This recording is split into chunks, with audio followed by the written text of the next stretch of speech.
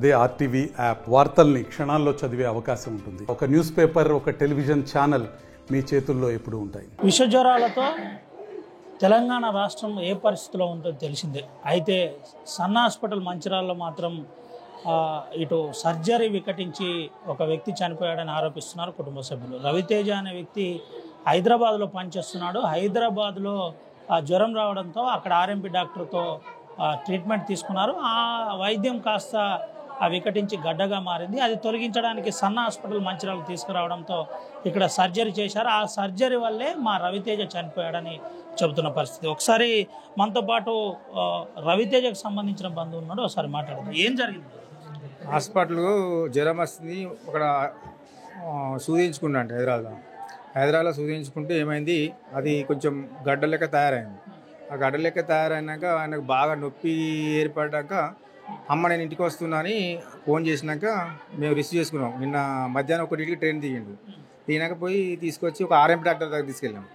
RMP doctor తీసుకెళ్ళినాక అక్కడ ఆయనే ఈ సన్ హాస్పిటల్ రాసిండు.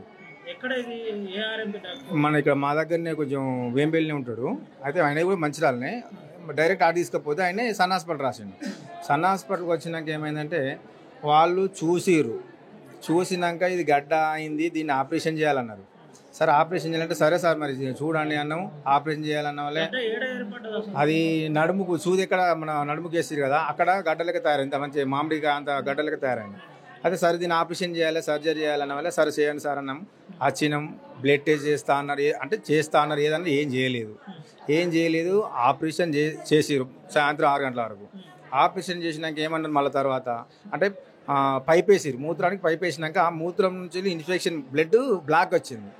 బ్లాక్ వచ్చినప్పుడన్నా మాకు ఇన్ఫర్మేషన్ ఇచ్చి మరి మొత్తం ఇన్స్పెక్షన్ అంతే మొత్తం చెడిపోయింది, మరి ఇక్కడ కాదు మీరు హైదరాబాద్ అంటే వెళ్ళాలని మాకు ఇన్ఫర్మేషన్ ఇచ్చినా బాగుండేది. సరే ఆపరేషన్ చేసిరు. ఆపరేషన్ చేసినాక మళ్ళీ ఏమన్నారంటే ఇది మీరు హైదరాబాద్ పోవాలి అన్నారు. సరే సార్ మీరు హైదరాబాద్ వస్తారు, మరి ఆపరేషన్ ప్రాబ్లం ఏంటంటే సార్ అంటే వాళ్ళు హైదరాబాద్ పోవడం వల్ల సరే అని బిల్లు పేడ్ చేసిన సార్. మేము బిల్లు పేడ్ చేయంగా చూద్దాం మాకు 2 గంటలు సతాయించారు సార్. ఇక్కడ ఏది ఒక 50 రూపాయలు చేంజ్ లేకుండా కూడా వాళ్ళు 50 రూపాయలు కట్టరాక కూడా మమ్మల్ని ఇక్కడ పంపించలేదు సార్. అట్లాంటి దుస్థితి ఇది. అయితే ఇక్కడి నుంచి మేమేం చేసినాం, హైదరాబాద్ పోయినా సార్. హైదరాబాద్ పోయినాక అక్కడ డాక్టర్ ఏమంటాడంటే బాబు ఇది మీది అక్కడ ఎఫెక్ట్ బాగా అయింది, ఇది ఏదైతే సర్జరీ చేసిరో ఇతనికి బ్లడ్ లేదు. ఫస్ట్ ఆఫ్ ఆల్ ఇతనికి బ్లడ్ టెస్ట్ చేయాలి, యూరిన్ టెస్ట్ చేయాలి, మరి ఇతనికి బాడీకి బ్లడ్ ఉందా లేదా, ఆ సర్జికల్ చేస్తే సరిపోదా అలాంటి ఇన్ఫర్మేషన్ మాకు ఏది ఇవ్వకుండా, మీకు కూడా ఏది ఇవ్వకుండా ఇలాంటి చేస్తే ఇది మూత్రం ద్వారా 800 గ్రాములు సార్ మీకు ఈ సర్జికల్ చేసిన ద్వారా 2 లీటర్ల బ్లడ్ పోయింది. ఇప్పుడు మేము ఇక్కడ ఏం చేయలేము, ఇది కొంచెం క్రిటికల్గా ఉన్నదని చెప్పినాక సార్ ఇట్లా సార్ మనకి ఇట్లాంటి ఈ ప్రాబ్లం అంటే సార్ ఇది మీది అక్కడే బాగా ప్రాబ్లం అయింది, సర్జికల్ చేసినా ఇది పెద్ద మీకు మోసం అయింది, ఇది ఆల్రెడీ మొత్తం స్ప్రెడ్ అయింది, కానీ మీకు ఏదైనా ఇన్ఫర్మేషన్ ఇచ్చానే చేయాలి, లేదు వాళ్ళు ఏదో మళ్ళీ ఇంకొకటి సార్ ఇంట్లో జరిగింది ఏంటంటే ఈ సన్న హాస్పిటల్లో సర్జికల్ లేడు. ఫస్ట్ ఆఫ్ ఆల్ లేకపోతే వేరే వాళ్ళని తీసుకొచ్చి మాకు సర్జికల్ చేసిండు. ఈ ఆపరేషన్ చేసిన వాళ్ళే మాకు ఎలాంటి ఇన్ఫర్మేషన్, సరే ఆపరేషన్ చేస్తున్నాం సార్ మరి బ్లడ్ లేదు మీరు హైదరాబాద్ పోవాలి, ఒక బాటిల్ తెచ్చుకోరి, అది పంపించినా మేము దాన్ని వేసుకుని వెళ్దాం. ఆడికే వరకు మొత్తం బ్లీడింగ్ అయిపోయింది. ఆల్రెడీ బాబు మీకు చాలా సీరియస్ అన్నాడు. రవితేజ ఏం చేస్తాడు? రవితేజ సాఫ్ట్వేర్గా చేస్తుండు సార్ అక్కడ హైదరాబాద్లో. ఇప్పుడు సాఫ్ట్వేర్ ట్రైనింగ్ అవుతుండు.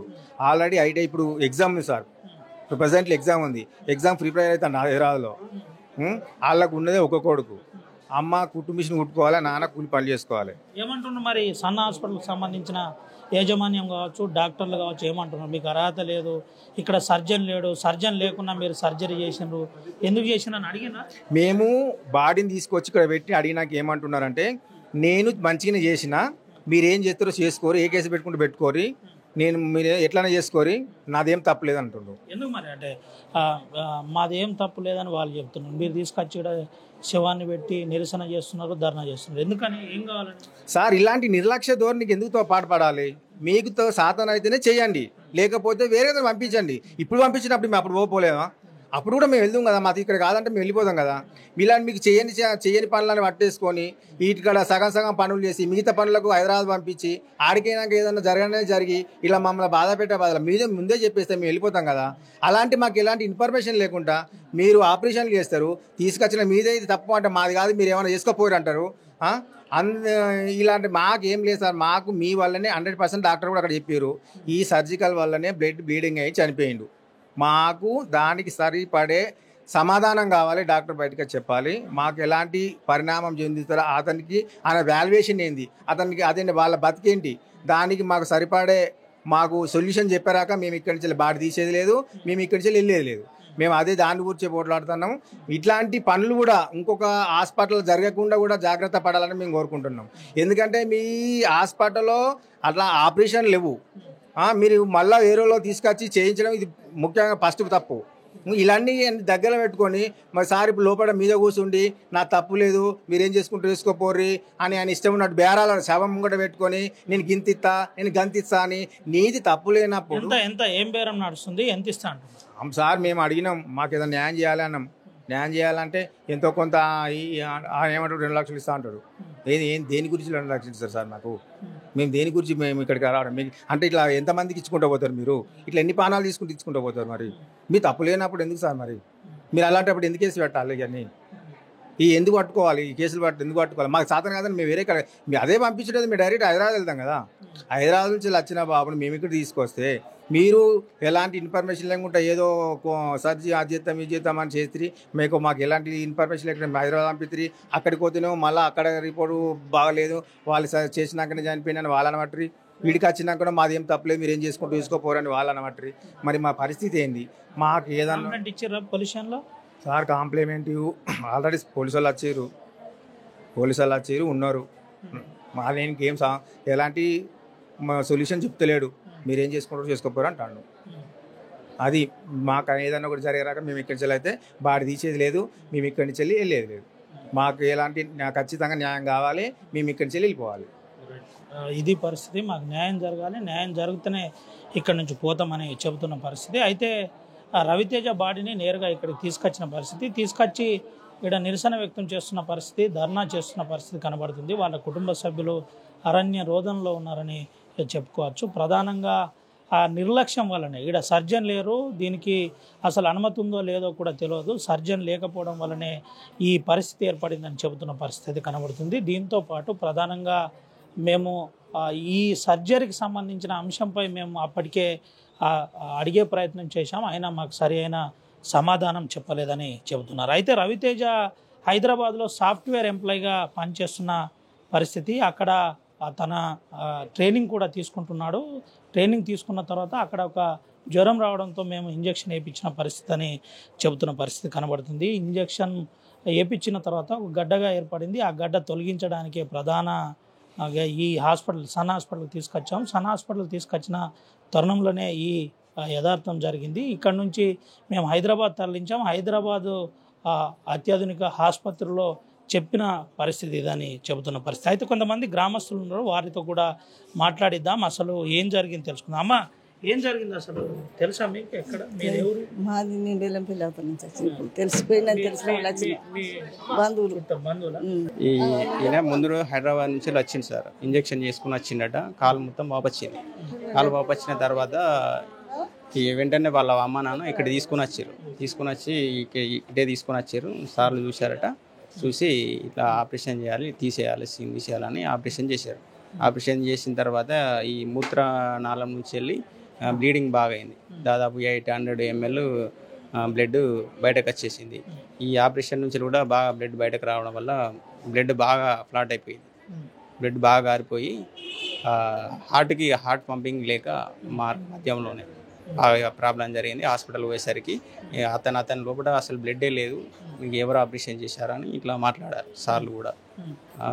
అంతవరకు అయితే ఇంకేదన్నా వేరే అంటే ఆరోగ్యపరమైన సమస్యలు ఏం లేవు సార్. ఆయన మంచిగా, ఆయన తాగేటోడు కాదు, తినేటోడు కాదు, నీట్గా ఉంటాడు అతను.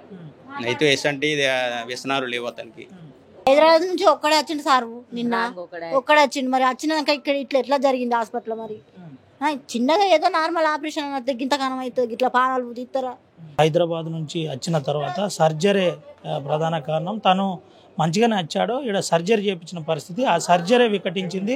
అనంతరం సర్జరీ వికటించడంతో ఈ పరిస్థితి ఏర్పడిందని చెబుతున్న పరిస్థితి అయితే కనబడుతుంది. ఏది ఏమైనప్పటికీ కార్పొరేట్ భూతం చాలా ప్రాణాలు తీస్తుంది. కొన్ని తెలిసినాయి, ఇది తెలియంది. ఇది ప్రధానంగా రవితేజ సంబంధించి యథార్థం జరిగిన అనంతరం కుటుంబ సభ్యులు ఆందోళన చేస్తున్నారు. కానీ మంచిర్యాలలో ఉన్న కార్పొరేట్ హాస్పిటల్ పరిస్థితి చాలా అధ్వానంగా మారింది. కనీసం మెడికల్ కౌన్సిల్ ఇప్పటిదాకా దీని మీద ఎటువంటి ఇన్స్పెక్షన్ లేదు, కనీసం అడిగే ప్రసక్తి లేదు. స్థానిక డిఎంఎన్హెచ్ఓ కావచ్చు, అధికారులు కావచ్చు, కార్పొరేట్ హాస్పిటల్ పరిస్థితి యథావిధిగా ఈ విధంగా జరిగినప్పటికీ కనీసం ప్రశ్నించే పరిస్థితి కూడా లేకపోవడం, అదేవిధంగా ప్రధానంగా కార్పొరేట్ హాస్పిటల్లో ఏం జరుగుతుందని తెలుసుకోకపోవడమే ఈ నిర్లక్ష్యానికి ప్రధాన కారణం అవుతుంది. అయితే దీని ప్రధానంగా రవితేజ కుటుంబ సభ్యులు ఆరోపిస్తున్న విధానం ప్రకారం ఇక్కడ సర్జన్ కూడా లేడు, ఆయన సర్జరీ చేశారు, మాకు ఈ పరిస్థితి ఉందని కూడా చెప్పలేదని చెబుతున్నారు. సన్ హాస్పిటల్ డాక్టర్ ఏమంటున్నాడు, అసలు ఆ రోజు రవితేజ జైన్ అయిన తర్వాత ఏం జరిగింది, నిజంగానే తల్లిదండ్రులు ఆరోపిస్తుంది నిజముందా, లేదంటే డాక్టర్ ఏమంటున్నాడు, పేషెంట్కి ఏ విధమైన ట్రీట్మెంట్ అందించారన్నది ఒకసారి తెలుసుకుందాం. సార్ ఏం జరిగింది సార్? అసలు పేషెంట్ నిర్లక్ష్యం వల్లనే వాళ్ళు చనిపోయినప్పుడు వాళ్ళ బాధలో ఏదైనా మాట్లాడటం సహజం, కానీ పేషెంట్ మా దగ్గరికి గ్లూటియల్ యాబ్సెస్ అంటాం, పిర్ర మీద మా చీమగడ్డతోటి ఎవరో ఇంజెక్షన్ వేసిన కాంప్లికేషన్లో వచ్చారు. వచ్చిన క్రమంలో మేము కొన్ని ఇన్వెస్టిగేషన్స్ చేసుకుంటే రక్తం సమంగా సీరం అన్నది సపరేట్ కాలేదు. తర్వాత కాలంతా కూడా సర్జికల్ ఎంఫసీమా అంటాం అనేది, అట్లా అదంతా ఉండి తర్వాత మూత్రం కూడా నల్లగా వస్తూ ఉండింది. సో చేయాల్సిన వైద్యం చీమ్ తీయటమే. ఆ చీమ్ తీసి మనం అతనికి మొత్తం ఇన్ఫెక్షన్ తీసేసి ఐవి యాంటీబయాటిక్స్ పెట్టుకొని చేసుకుందామని క్రమంలో వైద్యం మొదలుపెట్టాము అన్నట్టు. కానీ ఇక్కడ ఏమైందంటే బ్లడ్ అన్నది మేము తర్వాత ఎక్స్పెక్ట్ చేసింది ఏంటంటే సమ్ బ్యాక్టీరియల్ ఇన్ఫెక్షన్ ఏదో, సివియర్ బ్యాక్టీరియల్ ఇన్ఫెక్షన్ ఏదో వచ్చి డిక్ అనే ఒక కాంప్లికేషన్లోకి వెళ్తున్నాడని మాకు అర్థమైంది అన్నట్టు. సో డిసెమినేటెడ్ ఇంట్రావాస్కులర్ కోఆగులేషన్ అంటాం. దానిలో ఏమవుతుందంటే ఈ ఒంటిలో ఉన్న బ్యాక్టీరియా వల్ల కానీ ఆ పాయిజన్ వల్ల క్లాటింగ్ ఫ్యాక్టర్స్ అన్నీ ఉంటాయి. ఆ క్లాటింగ్ ఫ్యాక్టర్స్ మొత్తం డెప్లీట్ అయిపోతాయి అన్నాడు. డెప్లీట్ అయిపోయి లోపల ఇంటర్నల్ బ్లీడింగ్ అవుతూ ఉంటుంది అన్నాడు. అట్లా ఇంటర్నల్ బ్లీడింగ్ అయ్యి అవుతూ ఉంటుంది. బట్ మేము చేసుకునే టైం పేషెంట్కి 14 గ్రాముల హిమోగ్లోబిన్ ఉండింది, ప్లేట్లెట్స్ కూడా 103,000 ఉన్నాయి, డబ్ల్యూబీసీ అన్నది ఒక 22,000 ఎంతో ఉండింది. సో నేను చేయాల్సిన వైద్యం, నేనంటే మా జనరల్ సర్జన్ డాక్టర్ శ్రీకర్ ఉన్నారు, తను చేయాల్సిన వైద్యము అయ్యండి ఇన్సిషన్ అండ్ డ్రైనేజ్ చేసి ఆ పస్ తీయటమే అన్నాడు. అట్లా సో ఆ పస్ ఉన్నంతసేపు తన బాడీలో ఇన్ఫెక్షన్ అట్లానే ఉంటుంది, ఆ సివియరిటీ అట్లానే ఉంటుంది అన్నాడు. అట్లా సో ఆ క్రమంలో మేము చేసిన తర్వాత నేను నిమ్స్లో ఒక డాక్టర్ గారు, నెఫ్రాలజిస్ట్ డాక్టర్ గారితో మాట్లాడితే ఇట్లా బ్లడ్ కూడా నేను చెప్పాను కదా మీకు, సీరం అనేది సపరేట్ కావట్లేదు, మేము టెస్టులు చేసుకుని ఏదైనా ఎవిడెన్స్ బేస్ చేద్దాము, ఈ ప్రాబ్లం ఉంది, ఈ ఇబ్బంది ఉంది కాబట్టి వైద్యం చేద్దాం అనుకోవడానికి ఆ సీరం అనేది సపరేట్ కావట్లేదు. బ్లైండ్గా నేను వైద్యం చేయలేను. సో బ్లైండ్గా వైద్యం చేయలేక నేను ఏం చేశానంటే డాక్టర్ గారితో మాట్లాడితే, ఫనీ ఇది ఎమర్జెన్సీ, ఇది యంగ్ మేల్, ఏ క్షణమైనా కూడా ప్రాబ్లం అయ్యే అవకాశం ఉంటుంది కాబట్టి మీరు రిఫర్ ఆప్షన్ ఉంటే కానీ రిఫర్ చేయండి పేషెంట్ అంటే.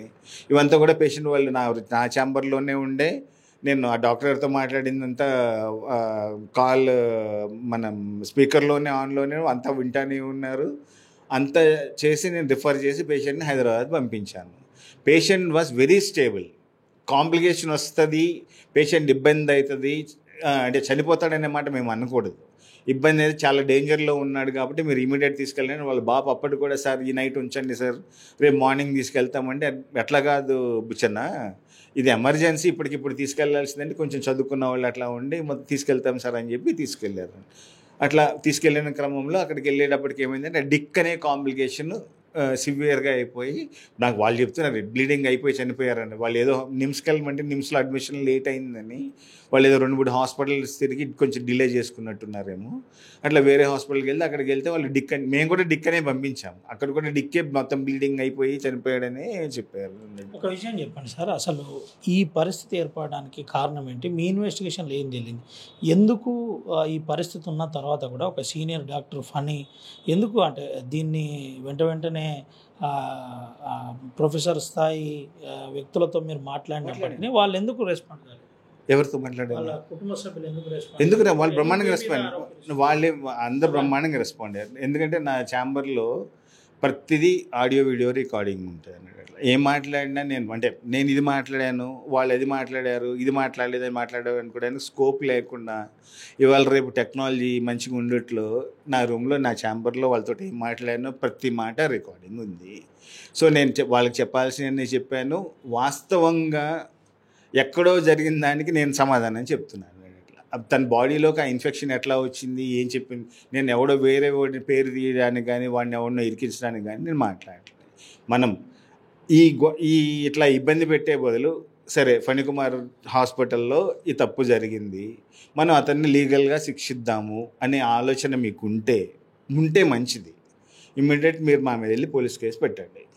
పోలీస్ కేసు పెట్టి అదే మీరంటే మీరు కాదు, నేనంటే వాళ్ళనే నష్టపోయిన తల్లిదండ్రులు ఎంతైనా కూడా నేను వాళ్ళ పొజిషన్లో నేను కూడా అట్లనే మాట్లాడతానేమో. మీరు న్యాయం కావాలి అని అనుకుంటే పోలీస్ స్టేషన్కి వెళ్ళండి, నా మీద కేసు పెట్టండి, నా డాక్టర్ల మీద కేసు పెట్టండి. కేసు పెట్టి లీగల్గా చూసుకుందాం. పోస్ట్ మార్టం అవుతుంది, ఏమవుతుంది, అవన్నీ తెలిసి తెలియని మాటలు అన్నాడు. అట్లా డైమండ్ హెచ్ఓ ఉన్నారు కదా, నాకు సన్ హాస్పిటల్ అని చెప్పి ఒక హాస్పిటల్ ఉంది కదా, 50 బెడ్స్ హాస్పిటల్ ఉంది కదా సార్. అంటే ప్రధానంగా మంచిర్యాలలో కార్పొరేట్ వైద్యం అంతా కూడా ఇదే విధంగా ఉంది. ఎక్కడో ఒక్కడ ఏదో ఒకటి జరుగుతుంది, అయినప్పటికీ కొంతమేరకు నిర్లక్ష్యమే ప్రధాన కారణం అన్నట్టు. ఏంటి సార్ మీరు అన్న 2 మాటలకు సమాధానం చెప్పాలి. ఫస్ట్ నాకు సన్ క్రిటికల్ కేర్ అని చెప్పి ఒక హాస్పిటల్ ఉంది, 50 బెడ్స్ హాస్పిటల్. దానిలో డాక్టర్ ప్రసాద్ అని చెప్పి జనరల్ మెడిసిన్ ఫిజిషియన్ ఉన్నారు. డైమండ్ హెచ్ఓ గారి దగ్గర ఆ పేరు ఎన్రోల్ అయింది, రిజిస్టర్లో ఉంది. డాక్టర్ శ్రీకర్ రావు ఎవరైతే ఉన్నారో జనరల్ సర్జన్ ఉన్నారు, ఆయన పేరు కూడా అక్కడ రిజిస్టర్ అయింది. సో అక్కడ తప్పు ఎక్కడుంది? లేకుండా నా దగ్గర లేని వ్యవస్థ నుంచి నేను చేయలేదు కదా. సో అదే తప్పు allegation. First of all permission లేవు, ఫణికుమార్ ఏంటి డాక్టర్ ఎట్లా చేస్తాడనేది ఒకటి. ఎస్ నేను అంటుంది అదే రవి, నేను అంటుంది అదే. కాంప్లికేషన్ వచ్చింది, ఇబ్బంది, పేషెంట్ మనం జరిగిపోయాడు, ఇవన్నీ పాయింటే. ఓకే, తప్పు ఎవరిదైనా ఎట్లా తెలుస్తుంది మనకి?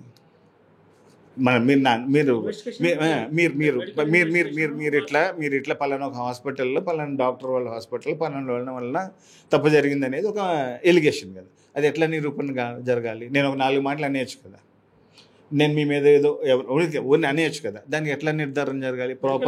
ప్రాపర్ ఒక సిస్టమ్ ఒకటి ఉంటుంది కదా. అదే మీరు కేసు పెట్టండి, కేసు పెట్టి పోస్ట్ మార్టం చేద్దాము. డెఫినెట్గా అది బయటకు రావాలి.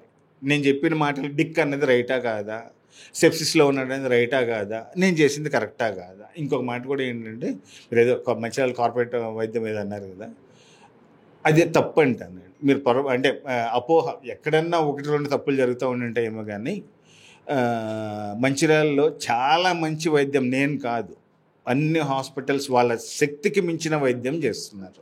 ప్రాణాలు పణంగా పెట్టి చేస్తున్నారు. డబ్బులు ఎంత ఏంటంటే మీరు అదే 3 లక్షలు అదే మాట చెప్తున్నాను. సరే, ఈ పేషెంట్ గురించే డబ్బులు ప్రస్తావన తీసుకురావడానికి కరెక్టో కాదో నాకు తెలియదు కానీ వెళ్ళిపోతా నాకు ఫ్రెండ్ లాంటి ఒక మనిషి, మధ్యవర్తి, బాగా దగ్గర మనిషి ఒక ఆయన వచ్చి, సార్ ఇట్లా బాగా పూర్ సార్, పేషెంట్ బాగా పూరు, మరి బిల్ ఏమన్నా కట్టాలంటే బాపు పేరు ఇట్లా బిల్లు తీసుకోకపోతే మేము తప్పు చేసిన వాళ్ళం అవుతాం. ఒకటి, సరే నేను బెడ్ మీద పడుకోబెట్టుకుని నా సిస్టర్లని పని చేయించి నేనేం పెద్ద నష్టపోయేది ఏముండదు కాబట్టి నా హాస్పిటల్ బిల్ వద్దు. నాకు మత్తు డాక్టర్ గారు బయట నుంచి వస్తారు, సర్జన్ డాక్టర్ గారు బయట నుంచి వస్తారు, వాళ్ళకి నేను పే చేయాల్సి ఉంటాను. సో అది కూడా నామినల్ అమౌంట్. ఆ అమౌంట్ మీరు వాళ్ళకి పే చేయండి, నాకు బిల్ ఏం వద్దు అన్నాను. కట్టిన అమౌంట్ తెలుసా మీకు? చాలా పెద్ద డబ్బులు అండి. ఎంత కట్టుంటారు అనుకున్నారు మీరు రవి? అదే చెప్తున్నా. ఆరోపణలే. మత్తు డాక్టర్ గారికి 2500 ఇచ్చారు, సర్జన్ డాక్టర్ గారికి 5000 ఇచ్చారు. అది నాకు కట్టిన బిల్లు.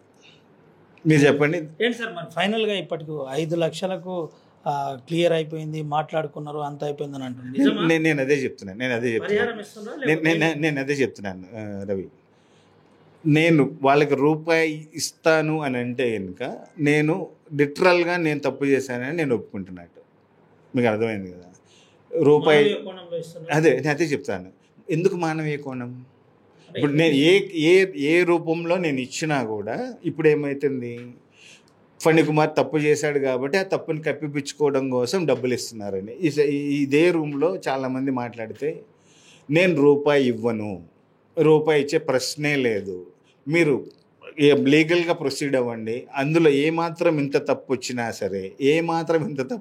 సరే మీరు కోర్టుల కోసం పోలీస్ కోసం వెయిట్ చేయకండి, మీరే వచ్చి మమ్మల్ని చంపేసేయండి, మీరే వచ్చి మమ్మల్ని ఉరేయండి అని అడిగా, ఉరేయమని చెప్పాను అట్లా. సో డబ్బులనే ప్రస్తావనే లేదు, డబ్బులతోటి మేము దీన్ని కాంప్రమైజ్ చేసుకునే ఉద్దేశం నాకు లేదు.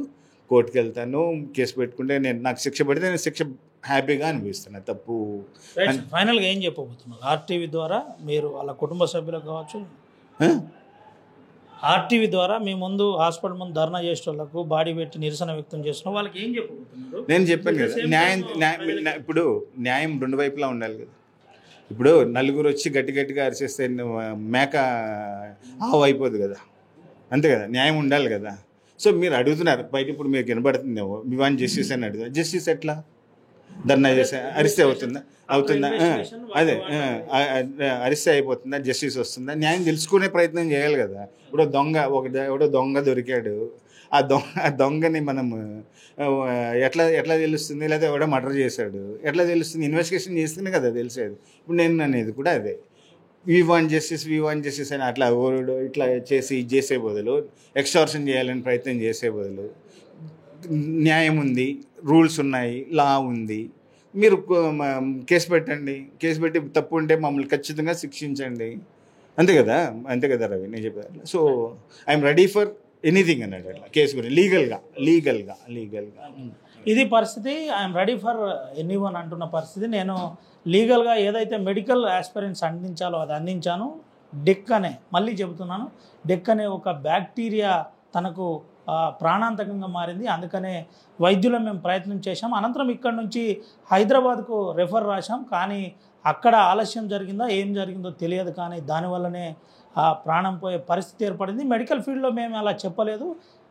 ప్రస్తుతానికి సీరియస్గా ఉందని ఇక్కడ నుంచి పంపించడం జరిగింది. నాకు తన మరణానికి ఎటువంటి సంబంధం లేదని డాక్టర్ ఫణికుమార్ చెబుతున్న పరిస్థితి. సన్ హాస్పిటల్లో ట్రీట్మెంట్ సరిగ్గానే జరిగింది, కావాలంటే కేసు నమోదు చేసుకొని దర్యాప్తు చేసుకోవచ్చు అని చెబుతున్న పరిస్థితి కనబడుతుంది. సొంత రవినాయక్, ఆర్టీవీ, ఆదిలాబాద్. మరిన్ని వీడియోస్ కోసం ఛానల్ సబ్స్క్రైబ్ చేయండి, లేటెస్ట్ అప్డేట్స్ కోసం వాట్సాప్ ఛానల్ ఫాలో చేయండి, అండ్ లింక్ డిస్క్రిప్షన్ లో ఉంది.